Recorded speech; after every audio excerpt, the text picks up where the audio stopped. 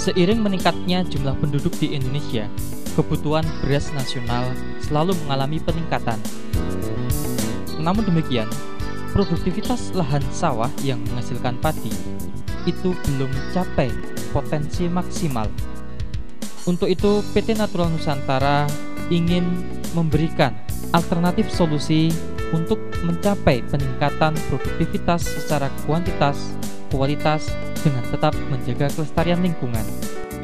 Pada kesempatan kali ini, akan kita saksikan bersama tentang teknis budidaya padi.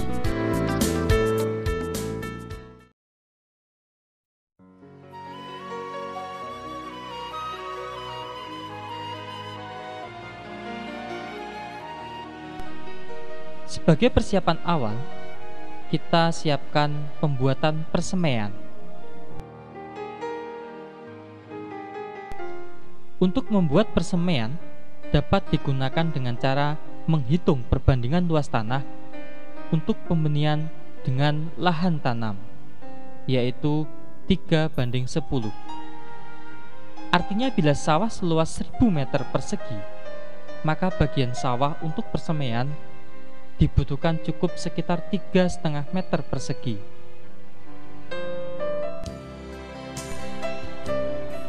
Setelah lahan persemaian jadi, biarkan kurang lebih 1 minggu, baru benih disebarkan. Langkah berikutnya adalah mempersiapkan benih. Siapkan benih sesuai dengan jenis yang dikehendaki. Dan kalau bisa, jenis padi yang bersertifikat. Sebelum benih direndam, terlebih dahulu alangkah baiknya benih kita keringkan di bawah panas sinar matahari kurang lebih setengah hingga 1 jam. Sambil menunggu pengeringan benih, kita siapkan air secukupnya dan ditaruh dalam ember. Lalu kita masukkan pupuk organik cair NASA dengan dosis 2 tutup per 10 liter air atau 20 cc per 10 liter air.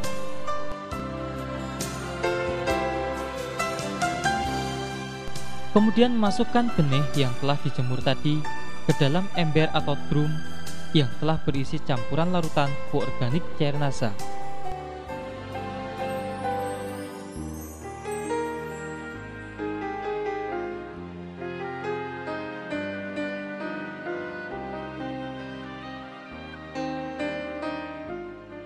Rendamlah selama kurang lebih 1 malam.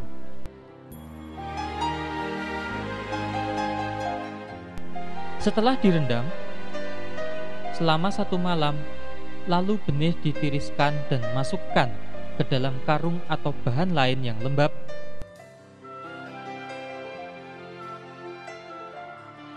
Kemudian diperam selama 1 hingga 2 malam.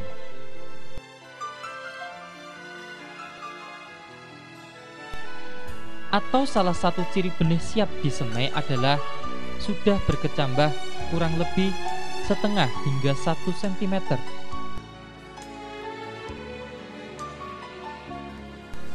Sedangkan bekas air rendaman jangan dibuang, karena nanti dapat digunakan untuk menyiram lahan persemaian.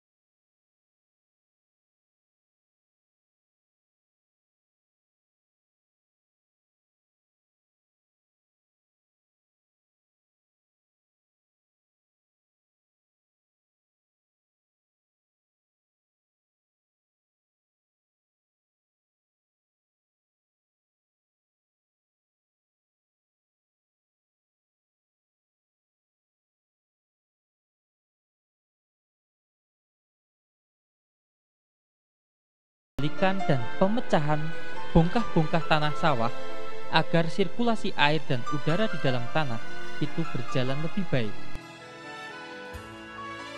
Pengolahan lahan tahap pertama adalah pembajakan. Pembajakan dapat menggunakan traktor atau dengan cara tradisional, yaitu menggunakan cangkul, ataupun dengan menggunakan tenaga hewan ternak seperti kerbau dan sapi. Tujuan pembajakan adalah untuk pembalikan tanah sekaligus mengendalikan gulma sehingga tanaman pengganggu dan biji-bijian dari rumput-rumput liar akan terbenam dan terurai. Selanjutnya, diamkan kurang lebih 1 minggu. Setelah waktu 1 minggu, baru dilakukan pemupukan dasar. Pupuk dasar berupa NPK, dolomit, dan juga supernasa dapat diberikan dengan beberapa alternatif waktu.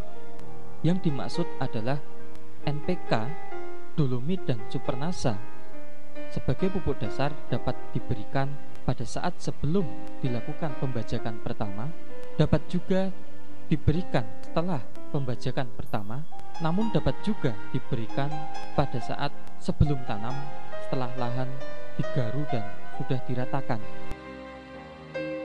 Tentang dosis pupuk dapat kita lihat pada penampilan tabel pupuk sebagai berikut.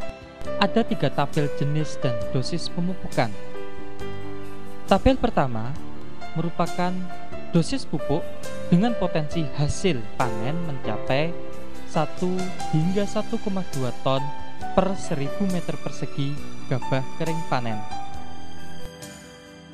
Pada tabel pertama, urea sebanyak 18 kg per 1000 meter persegi, ZA 2 kg per 1000 meter persegi, SP36 12,5 kg per 1000 meter persegi, KCL 10 kg per 1000 meter persegi.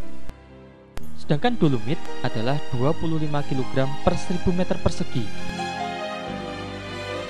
Tabel kedua yaitu dosis pupuk dengan potensi hasilnya 0,8 hingga 1 ton per 1000 meter persegi gabah kering panen. Pada tabel kedua, dosis urea 7,5 kg per 1000 meter persegi, SP36 14,5 kg per 1000 meter persegi. Sedangkan tabel ketiga, potensi hasilnya mencapai 0,6 hingga 0,8 ton per 1000 meter persegi gabah kering panen. Adapun tabel yang ketiga, dosis urea 6 kg per 1000 meter persegi, SP36 11,5 kg per 1000 meter persegi. Lahan disebari campuran pupuk dasar berupa pupuk makro dan dolomit. Khusus untuk TSP atau SP36 dan dolomit atau kapur pertanian, sebaiknya diberikan semuanya atau 100% sebagai pupuk dasar, artinya tidak untuk pupuk susulan. Kami tegaskan bahwa jenis dan dosis pupuk tersebut merupakan pendekatan atau hanya sekedar untuk referensi atau acuan. Artinya dosis pupuk yang ada dalam tabel tersebut tidak berlaku mutlak atau sama untuk semua tempat atau wilayah. Karena jenis dan dosis pemupukan berhubungan erat dengan jenis atau tipe tanah dan juga iklim di wilayah bersangkutan. Setelah dilakukan penebaran pupuk makro, selanjutnya supernasa yang telah dicampur air disiramkan merata ke permukaan tanah. Adapun beberapa peran pupuk organik padat supernasa terhadap perbaikan lingkungan tanah atau kondisi tanah antara lain: pertama, pupuk organik padat supernasa dapat memberikan tambahan unsur hara atau nutrisi tanaman secara lengkap, yaitu sekitar 60 hingga 90 jenis unsur yang dibutuhkan tanaman. Hal ini mengingat bahan baku supernasa adalah bahan-bahan alami yang mengandung unsur antara 60 hingga 90 jenis.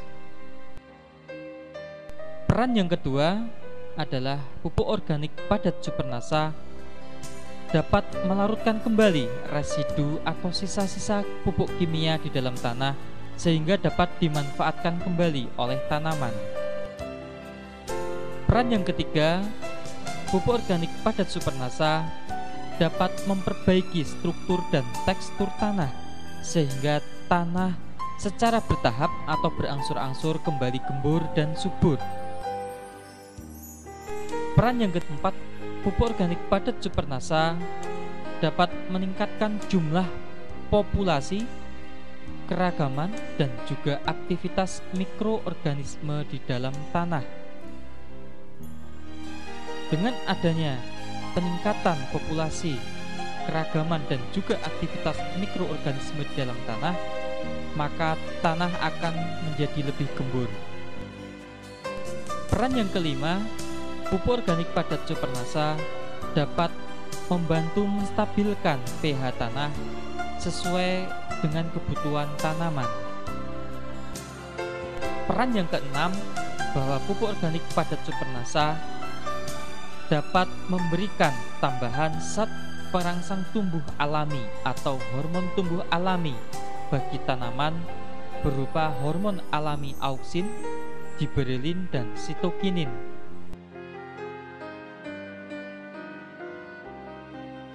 Caranya adalah bahwa satu botol Supernasa terlebih dahulu dilarutkan menggunakan 3 liter atau 3000 cc air menjadi larutan induk. Dari larutan induk tersebut kita ambil 200 hingga 300 cc, kurang lebih 1 gelas biasa. Kemudian kita encerkan dengan 50 liter air. Setelah kita aduk, barulah kita siramkan merata ke permukaan lahan. Selama pemupukan dasar hingga nanti fase tanam, masukkan air secukupnya, jangan sampai melimpah ruah sehingga mengalir keluar dari lahan kita. Setelah kita lakukan pemupukan dasar dan juga penyiraman Supernasa, kemudian kita lakukan penggaruan atau garu. Tujuan penggaruan adalah agar tanah menjadi rata dan rerumputan yang masih tertinggal dapat terbenam ke dalam tanah.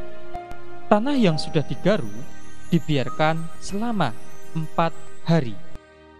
Setelah tanah sudah menjadi lumpur halus dan pupuk dasar maupun Supernasa sudah menyatu dengan tanah atau bereaksi dengan tanah, baru lahan siap ditanami.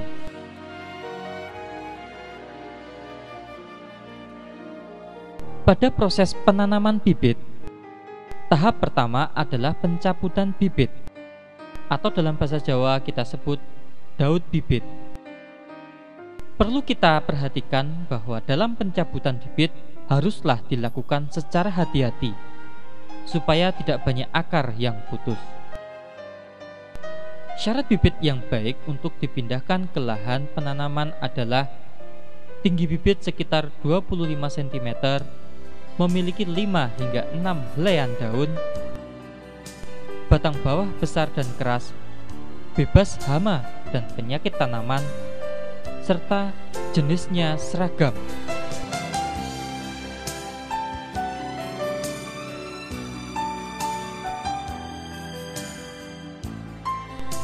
Umur bibit yang baik untuk pindah tanam tergantung varietasnya. Untuk varietas genjah, yaitu umur 100 hingga 115 hari panen, bibit dipindahkan pada umur 17 hingga 21 hari setelah semai. Sedangkan untuk varietas sedang, yaitu kurang lebih 130 hari, bibit dipindah tanamkan setelah berumur 21 hingga 25 hari setelah semai. Sedangkan untuk varietas panjang, yaitu 150 hari, bibit dipindah tanamkan pada umur 30 hingga 40 hari setelah semai. Bila lahan sudah siap ditanami dan bibit di persemian sudah siap, maka segera dilakukan penanaman.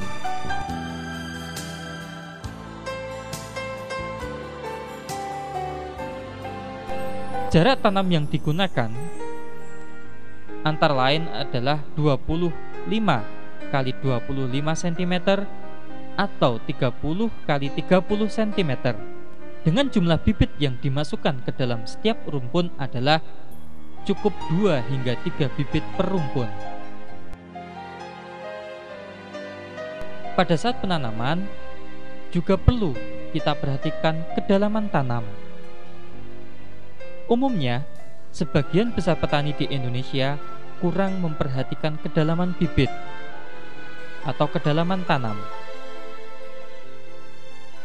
Kedalaman yang sering digunakan hanya didasarkan pengalaman selama bertahun-tahun jadi petani atau berdasarkan naluri.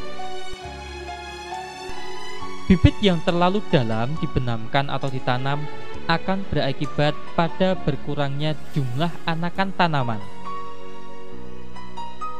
Ini terjadi karena semakin dalam pembenaman bibit, maka akan semakin kurang suhu tanah, sehingga mata tunas yang ada di bagian bawah bibit tidak akan memperoleh rangsangan untuk membentuk anakan.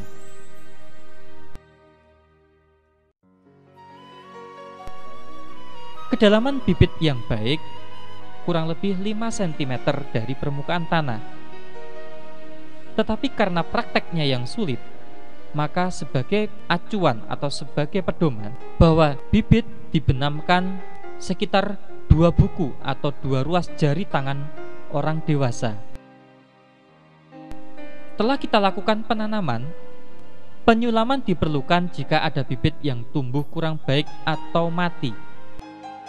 Sebaiknya penyulaman dilakukan hingga 15 hari setelah tanam. Fase selanjutnya adalah pemeliharaan. Pemeliharaan meliputi antara lain adalah pemupukan susulan. Pemupukan susulan untuk pupuk makro diberikan pada umur 25 hari setelah tanam dan umur 45 hari setelah tanam. Pada umur 25 hari, pemupukan susulan pertama bisa kita lihat pada tabel pertama, urea sebanyak 36 kg per 1000 meter persegi, set A 3,5 kg per 1000 meter persegi, dan KCl 10 kg per 1000 meter persegi. Pada pemupukan susulan kedua, yaitu pada umur 45 hari, pada tabel pertama, urea 18 kg per 1000 meter persegi, set A 2 kg per 1000 meter persegi, dan KCl 20 kg per 1000 meter persegi.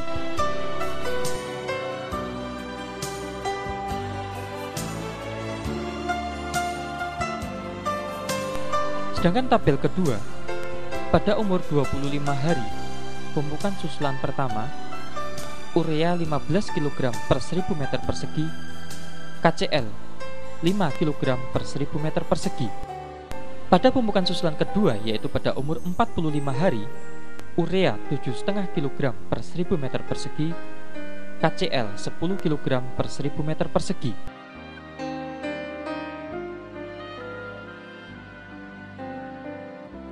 Pada tabel ketiga, pada umur 25 hari, pemupukan susulan pertama, urea 10,5 kg per 1000 meter persegi, KCl 4 kg per 1000 meter persegi. Pada pemupukan susulan kedua, yaitu pada umur 45 hari, urea 6 kg per 1000 meter persegi, KCl 7,5 kg per 1000 meter persegi.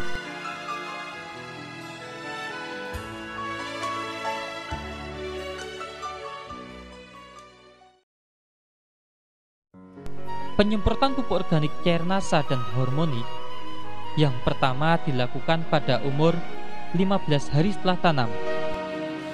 Selanjutnya penyemprotan yang kedua adalah 30 hari setelah tanam. Dan penyemprotan yang ketiga adalah 40 hari setelah tanam. Dengan dosis 4 hingga 6 tutup pupuk organik cairnasa dicampur dengan 1 tutup hormonik per tangki 14 atau 17 liter. Perawatan yang lain adalah pengolahan tanah ringan. Pengolahan tanah ringan ini dilakukan pada tanaman berumur 20 hari setelah tanam Tujuannya adalah untuk memperbaiki sirkulasi udara atau aerasi dalam tanah, juga agar tanah di sela-sela tanaman akan menjadi gembur.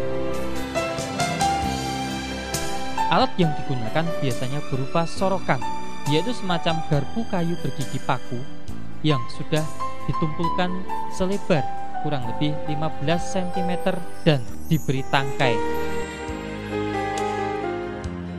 Pemeliharaan selanjutnya adalah penyiangan. Gulma atau tanaman liar yang mengganggu tanaman padi akan bersaing dengan tanaman padi dalam memperoleh makanan atau sathara dari dalam tanah. Oleh karena itu, penyiangan sangat diperlukan agar tanaman padi dapat tumbuh sempurna sehingga produktivitasnya dapat maksimal. Gulma yang sudah dicabut dapat dibuang keluar areal sawah atau dipendam dalam lumpur sawah sedalam-dalamnya. Sebaiknya dalam satu musim tanam dilakukan penyiangan 2 kali, yaitu pada saat umur 21 hingga 30 hari setelah tanam dan 35 hingga 45 hari setelah tanam. Dalam berbudidaya padi, hal yang sangat penting adalah pengaturan air. Dalam pengaturan air perlu diperhatikan beberapa fase pertumbuhan. Pada fase pertumbuhan awal, yaitu setelah bibit padi ditanam, sawah harus digenangi air setinggi 2 hingga 3 cm selama 15 hari atau saat tanaman mulai membentuk anakan. Air harus dipertahankan agar struktur tanah yang sudah diperoleh saat pengolahan tanah dapat dipertahankan. Selain itu dapat juga menghambat pertumbuhan gulma. Kecuali jika tampak gejala serangan hama putih, maka pengairan diatur, yaitu 1 hari digenangi, selanjutnya 3 hingga 4 hari dikeringkan. Dikeringkan yang dimaksud adalah tanah cukup basah saja, tapi tidak ada air yang tergenang. Hal ini bertujuan untuk memutus siklus hama putih tersebut. Perlu kita ketahui bahwa hama putih sesekali dan biasanya pada malam hari turun ke bawah untuk memenuhi kebutuhan makan maupun minum dari air yang ada di permukaan tanah. Jadi dengan pengiringan diharapkan dapat mengurangi atau memutus siklus hama putih tersebut.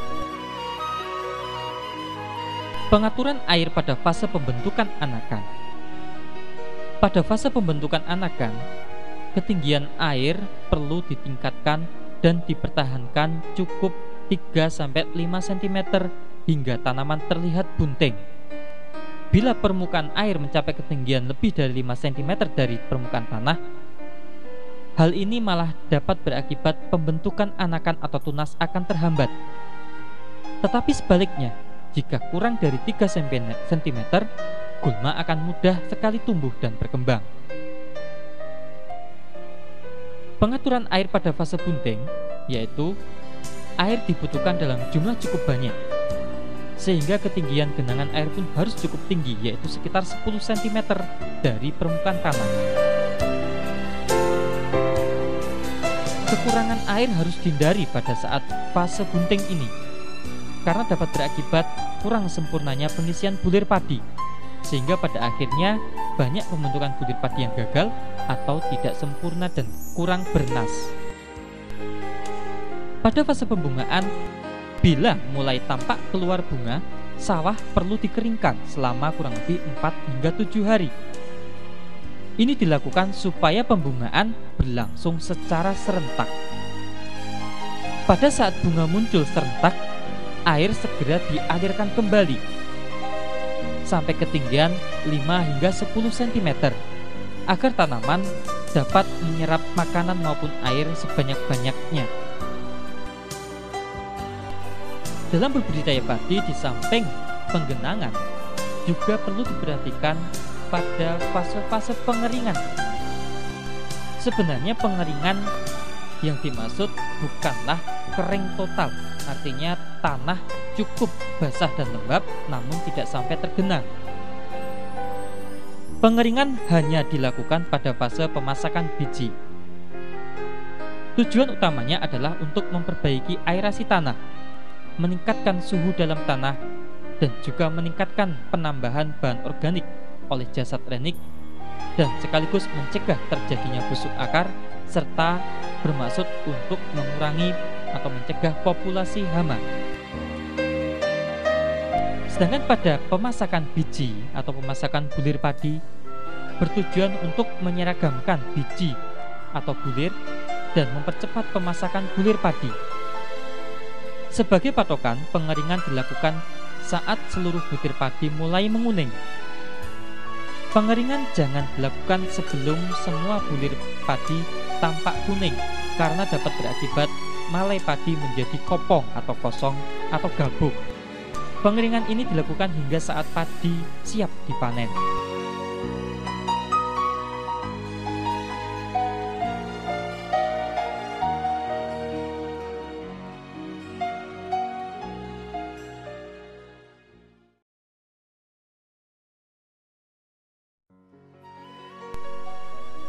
Dalam budidaya tanaman padi, tindakan pencegahan serangan hama dan penyakit tentunya lebih baik daripada tindakan pengobatan.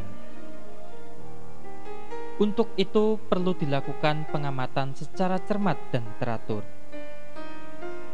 Paling tidak pengamatan dilakukan setiap 2 hari sekali atau setidaknya 1 minggu sekali.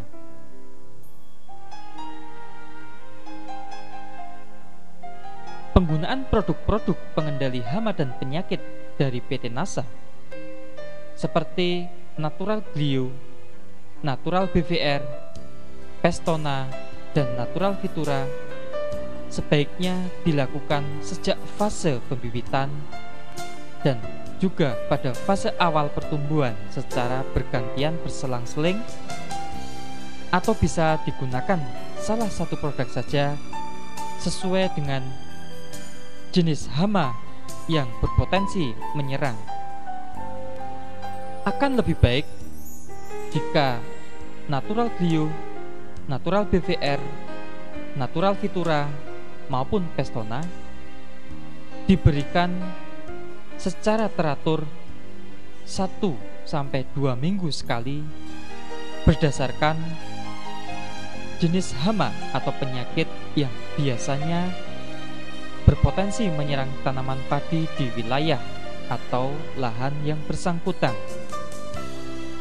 Selain penggunaan produk-produk dari PT Natural Nusantara, sebaiknya juga dilakukan tindakan pencegahan lainnya. Tindakan pencegahan serangan hama dan penyakit tanaman padi juga dapat dilakukan dengan beberapa cara. Misalnya dengan pengaturan rotasi tanaman dan juga rotasi varietas tanaman padi. Dengan pengolahan tanah yang baik, pengaturan jarak tanam, penyiangan secara teratur, kemudian dengan pengelolaan air, perbaikan sanitasi lingkungan, misalnya dengan menjaga kebersihan penatang sawah, dan yang tidak kalah pentingnya adalah dengan pemberian nutrisi atau pupuk secara lengkap, cukup, dan berimbang. Adapun beberapa hama dan penyakit yang sering dijumpai menyerang tanaman padi, di antaranya adalah yang pertama adalah hama putih palsu. Hama putih palsu biasanya menyerang sejak awal pembibitan. Gejala yang dapat dijumpai biasanya ditemukan titik-titik yang memanjang sejajar tulang daun dan berwarna putih, serta dapat ditemukan ulat yang menggulung daun padi. Untuk pencegahan ataupun pengendalian, sebaiknya menggunakan Natural BVR sejak pada fase pembibitan untuk mencegah atau bahkan mengurangi meluasnya ancaman serangan, dan juga dengan cara pengaturan air yang baik seperti yang sudah dijelaskan pada fase pengelolaan air.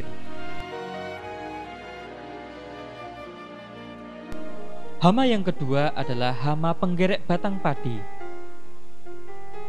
Hama penggerek batang padi biasanya menyerang tanaman padi dengan cara menggerek batangnya.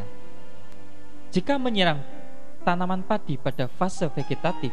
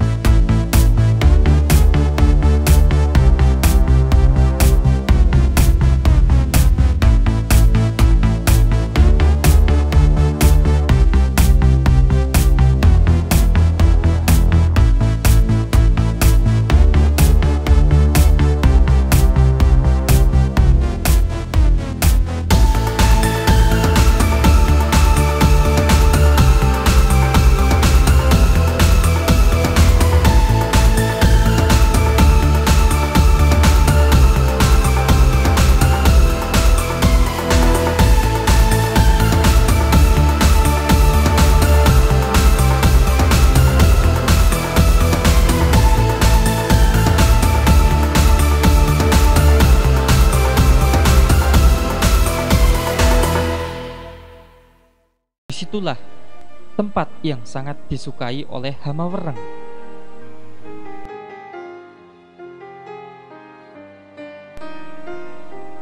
Dari kedua hama, yaitu hama penggerek batang padi maupun hama wereng, sebaiknya pada saat tanaman padi sudah terserang hama penggerek batang maupun wereng, jerami habis panen itu sebaiknya dibakar.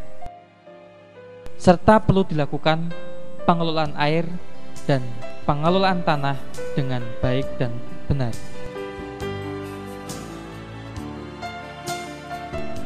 Hama yang keempat adalah hama walang sangit. Hama walang sangit menyerang buah padi yang baru masak susu. Biasanya dijumpai ada bekas isapan dan bulir padi berbintik-bintik hitam. Untuk pengendalian atau pencegahan hama walang sangit, sebaiknya digunakan natural BVR atau juga dapat digunakan Pestona.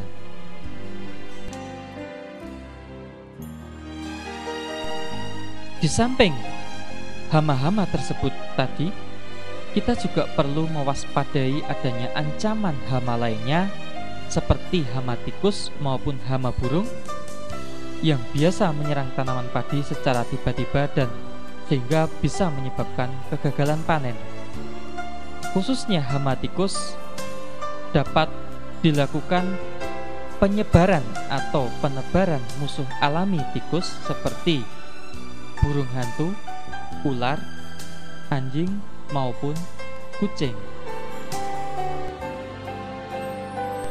Serta dapat juga dilakukan pembersihan pematang sawah atau sanitasi yang baik. Pada saat habis panen sebaiknya dilakukan gropioan atau memburu tikus secara beramai-ramai.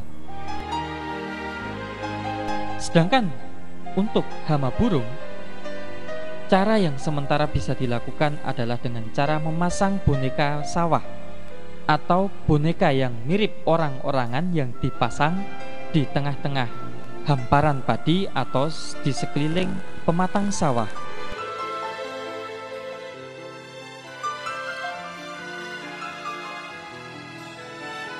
Di samping hama, kita juga harus mewaspadai ancaman serangan penyakit tanaman padi. Penyakit-penyakit tanaman padi yang perlu diwaspadai antara lain penyakit yang disebabkan oleh jamur, diantaranya adalah penyakit blas yang disebabkan oleh jamur Pyricularia oryzae, serta juga penyakit yang disebabkan oleh jamur Fusarium. Di samping itu yang juga perlu diperhatikan adanya ancaman penyakit yang disebabkan oleh bakteri Xanthomonas campestris, seperti penyakit kresek atau kresek atau penyakit hawar daun. Untuk mencegah serangan penyakit tersebut, sebaiknya diberikan nutrisi yang lengkap, cukup, dan berimbang sejak pada awal tanam. Di samping itu, harus diberikan pencegahan dengan pemberian natural glio pada saat sebelum tanam. Harus diwaspadai juga adanya ancaman penyakit tungro yang sudah terbukti sangat membahayakan pada tanaman padi. Penyakit tungro disebabkan oleh virus yang ditularkan oleh wereng hijau. Di samping penyakit tungro juga perlu diwaspadai penyakit kerdil yang disebabkan juga oleh virus, namun hama perantaranya berupa wereng coklat.